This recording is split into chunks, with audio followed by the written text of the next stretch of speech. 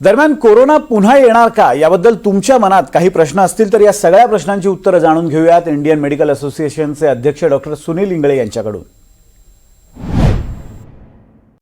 हे एकदा viral infections आल्यानंतर काही दिवसांनी परत एकदा असा थोडासा स्पर्ट येत असतो आणि तशा प्रकारचं एक असावं असं आम्हाला वाटतंय।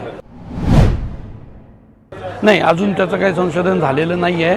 ते कोविड आला परत आला अशाच फक्त न्यूज येत आहेत, तर ते 1-2 दिवसात आपल्याला त्याची माहिती मिळून जाईल। आपण बऱ्यापैकी सज्ज आहोत की कोरोनाच्या मागच्या 2 लाटींमध्ये आपण बऱ्यापैकी तयारी करून आपण आपला देश आणि आपण सर्वच नागरिक बऱ्यापैकी तयारी केलेली आहेतच, आपण तयारीतच आहोत।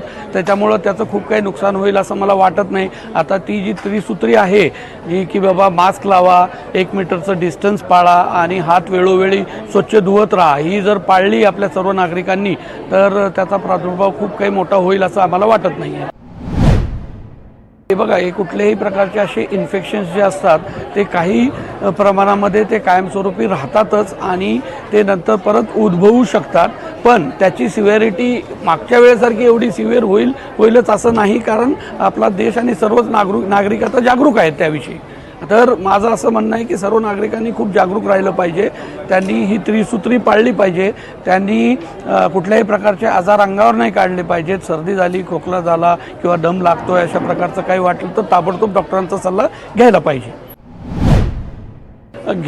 घातलेलं बरं आहे, म्हणजे आपण आपलं स्वतःचं संरक्षण करण्यासाठी आत्तापासूनच जेव्हा आपल्याला न्यूज आली तर स्वतःहून एक काळजी, मास्क घालणे, हात धुणे, जास्त गर्दीच्या ठिकाणी जाणं टाळणे, किंवा जे पेशंट्स डायबिटीसचे पेशंट्स आहेत, हार्ट डिसीजचे पेशंट्स आहेत, हायपरटेन्शनचे पेशंट्स आहेत, त्यांनी तर विशेष काळजी घ्यायलाच पाहिजे।